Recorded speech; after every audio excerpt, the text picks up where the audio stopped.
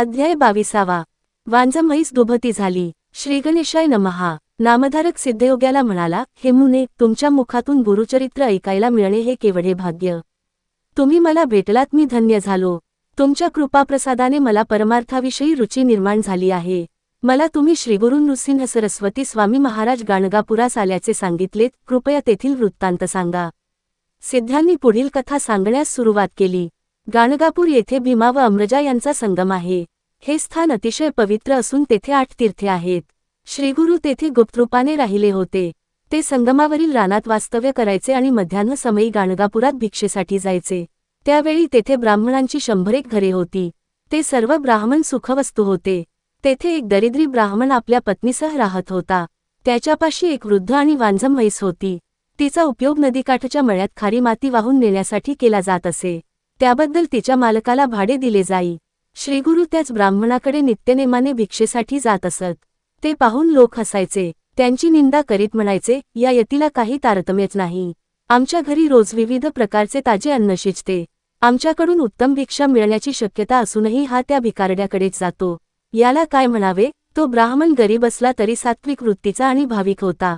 म्हणूनच भक्तवत्सल श्रीगुरू त्याच्याकडे भिक्षेसाठी जात असत. त्या ब्राह्मणाचे पुण्य खूप थोर, म्हणूनच श्रीगुरूंची पावले त्याच्या घराला लागत होती. वैशाखातील एके दिवशी श्रीगुरू नेहमीप्रमाणे त्याच्या घरी गेले होते. तीव्र उन्हातून आलेल्या त्या यतीश्वराला त्याच्या पत्नीने नमस्कार केला. त्यांना बसण्यासाठी आसन दिले व म्हणाली, माझे पती धान्य घेऊन एवढ्यात येतीलच, तोपर्यंत आपण विश्रांती घ्या. त्यावेळी तिची म्हैस अंगणातच बांधलेली होती. ब्राह्मणीच्या बोलण्यातली आर्तता जाणून श्रीगुरू तिला म्हणाले, धान्य नाही म्हणून मला थांबवू नकोस.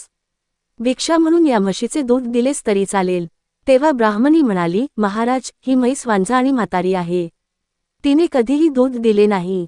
तिला माती वाहून नेण्यासाठी उपयोगात आणतो. त्यातून मिळणाऱ्या उत्पन्नावर गुजराण करतो. त्यावर श्रीगुरू म्हणाले, तुझे म्हणणे पटत नाही. तू तिचे दूध काढून आण बरं.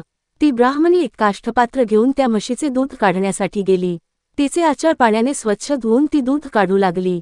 तर काय आश्चर्य, त्या म्हशीला पान्हा फुटला. तिने 2 भांडी भरून दूध दिले. ब्राह्मणीने दूध घरात आणले. श्रीगुरू हे सामान्य यती नसून अवतारी महात्मा आहेत अशी तिची पूर्ण खात्री झाली होती. तिने दुधाचे भांडे श्रीगुरूंना प्रेमपूर्वक अर्पण केले.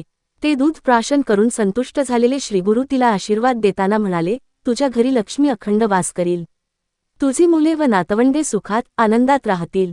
त्यानंतर ते संगमावर परतले. आज ब्राह्मणीचा आनंद गगनात मावत नव्हता. घरी आलेल्या पतीला तिने ते शुभवृत्त सांगितले. तो चमत्कार कळताच त्यालाही मोठे आश्चर्य वाटले. तो पत्नीला म्हणाला, ज्यांच्या कृपादृष्टीने आपले दारिद्र्य सरले तो